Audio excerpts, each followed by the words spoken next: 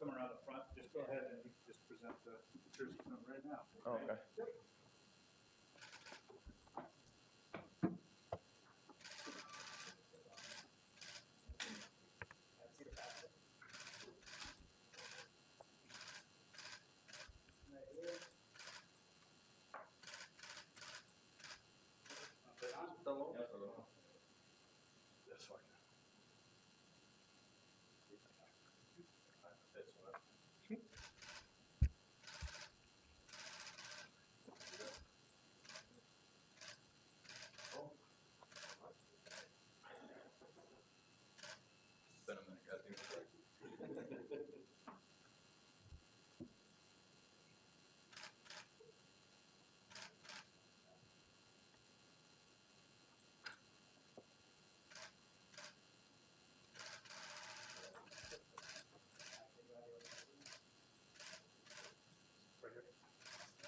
Thanks, guys. Morning, everyone. Thanks for joining us. Before we get started, we also want to welcome Andrew's family, Dad Chris, his mom Jill, and his sister Lily coming from Cincinnati. Thank you for joining us. We've got Pedro and we have Andrew here. Please let us know who you're directing your questions to during the course of the press conference. Raise your hand if you do have a question. You guys are ready to get right into it? Yep. So raise your hand if you have a question. We'll get started. We'll start on your left with Scott Merkin. Hey, this is for Andrew to start with. Welcome to Chicago. You had interest, obviously, in other teams besides the White Sox in this free agent process. What swung you to the White Sox? What was kind of the deciding factor that you liked about this organization? Yeah, I think the thing for me is that from the day one of the offseason, there was communication. There was constant interest throughout the entire process, and just talking about it with Petey, with Rick, and the rest of the front office and everything. So it's glad to be here. It's just good to be here with a team that's been wanting me from day one. So pumped to be here. Left, Jay. Hey, hi, Andrew. Jake Cohen, AP. This is that awkward part where I ask you to talk about the person sitting next to you. But how much did your relationship with Pedro factor into kind of your decision-making process when it came to picking the White Sox? Yeah, I mean, it definitely played a factor. Obviously being within the last 2 years in Kansas City, was familiar with how he went about his day, his routine, the way he, the early work, the preparation, everything like that is something that when I was in Kansas City, it stood out to me. Obviously it's easy to joke around with him and everything like that. So it's a relationship that I'm glad to have so far, and in the next 5 years it's going to get even better. Lamont Pope on the left. Hey, Pedro, yeah, just how does Andrew sort of fit the brand of baseball that you want to see from the White Sox? Well, he's a very versatile player, and what I mean by that, obviously he's a left fielder, but he's a very versatile player as far as where we hit him in the lineup. He's done everything in the game. He's hit for average. He's hit for some power. He definitely runs the bases well. He fits really well into what we're trying to do here. I'll go ahead and share this little quick story.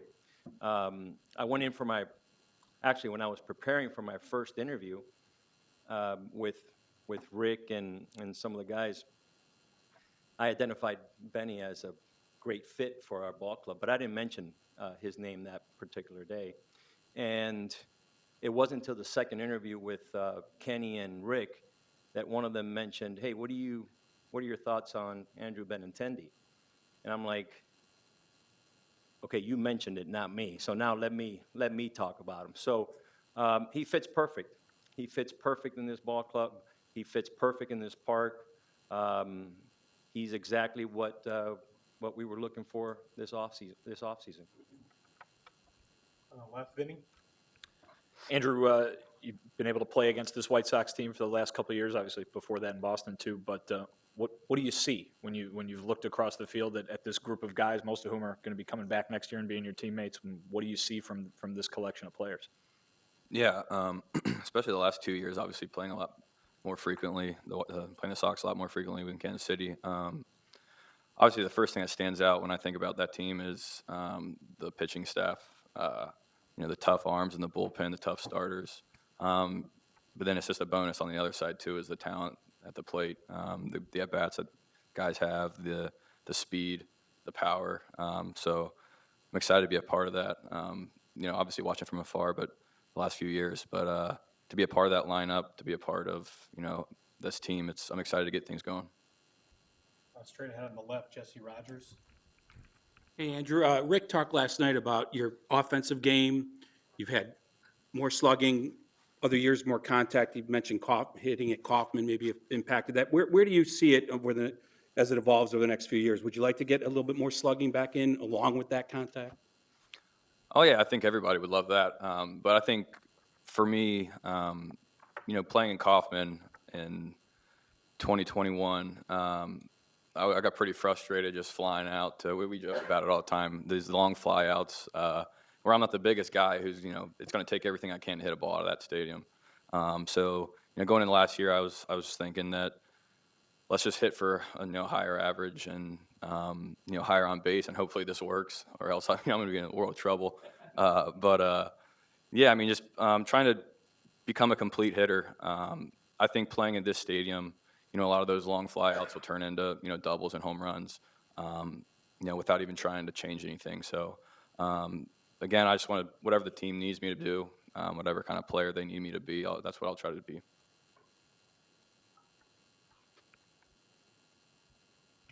Jay? How is the wrist? Like, what's the update there, and how are you feeling kind of as you get ramped up for spring training? Yeah, it's been great. Trying to think, two weeks in the off season, I started hitting. So I've probably hit 15, 20 times now, and it's been great. No issues at all. Middle left, Otto.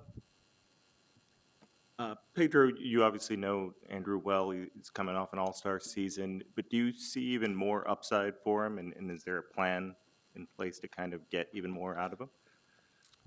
He just spoke about it a little bit. Kaufman's a very difficult place to hit for power.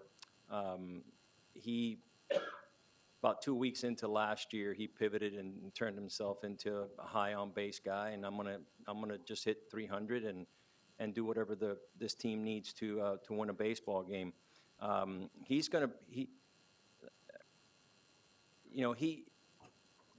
bring a lot to this ball club. He's gonna control an at bat. He's gonna run the bases. He's gonna play defense. He's like I said before, he's a very versatile offensive player, and I'm expecting him to continue to do so. Vinny?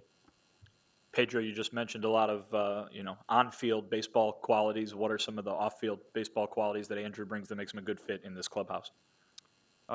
He's real quiet until an at bat doesn't go his way or a call doesn't go his way, and then you just gotta kind of stay away from him a little bit and let him do his thing. But he's a wonderful kid. I just finished telling his dad that they've done a wonderful job with him. He's a quiet leader. He plays the game hard. He respects the game, and he's going to be a hell of a teammate. Scott, on the left. Pedro, you've had a chance to talk to, I would guess, almost all the roster, but if not a good portion of the roster. And what's your sense you get from the players now that you're kind of hit the ground running on the job and focused going into 2023? Excitement. Expectations are high. This is not a rebuilding situation. This is, we're expected to win baseball games. And bringing Benny on board, just lets everybody know that we're in this thing to do some special things and play October baseball. So everybody's excited, and everybody that I've spoken to, most all the players that I've spoken to are excited for spring training. Lamond, on the left.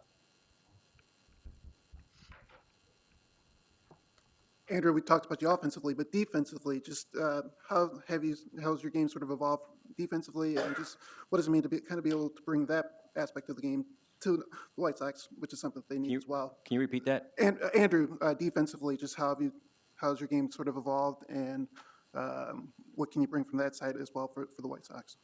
Yeah, I mean, it's I think something that you don't appreciate, I guess, when you're younger. You just go out there and you're only worried about your at bats, and sometimes you can take at bats into the left field or wherever you play. But for me, it's something I think that I've taken a lot more ownership of and more pride in. So I mean, just taking better routes, getting quicker jumps. It's something I think focused on the last 2 years, and especially playing in that big outfield at Kaufman. So it's been something I focus more on. It's something I take more pride in than I can say I probably used to. It's something that I'm definitely going to keep working on and get better at. Jesse in the middle. Pedro, does this move make Eloy your full-time DH? And if so, have you had those conversations with him? I've spoken to Eloy. Obviously, Benny comes here to play left field. That's what he's done his whole career, and he's really good at it. I've spoken to Eloy. I've told him to continue to work in the outfield, to work some in right field as well. So that conversation has already been had with him, and in true professional matter, Eloy is like whatever's best for this ball club and whatever helps us win baseball games. Any other questions for Pedro or Andrew at this time? Coach in the middle, Coach Maiden. Andrew, welcome to Chicago. Thank you. What do you feel your most assets would be to the team as far as where you feel you should be betting in the lineup or would like to be betting in the lineup? Where I think I should be batting? Yes. No, that's above my pay grade. Fortunately for me, I don't have to make those decisions. But wherever's best for me, or wherever's best for the team, and best for me to help the team win. I've hit like PD said, up and down the lineup throughout the last few years, and whatever's best for the team, whatever helps us win. Right behind you, Scott. Hey, Andrew, you spoke about the team's interest in you. Did you know over these years, they were ready to draft you? They tried to trade for you a couple times. It almost seemed inevitable that you would end up here in Chicago. I knew back in 2015 that I think they had the 8th pick, and I got taken 7th, and I knew then that if I had fallen to 8th, this is where I would be. But I did learn that they would try to trade for me a few times, this offseason. But glad to be here. It's fun to be a part of something where you're desired or you're wanted. So it's I'm looking forward to getting here, getting to know the guys especially, and just build those relationships and get this thing going. Marshall.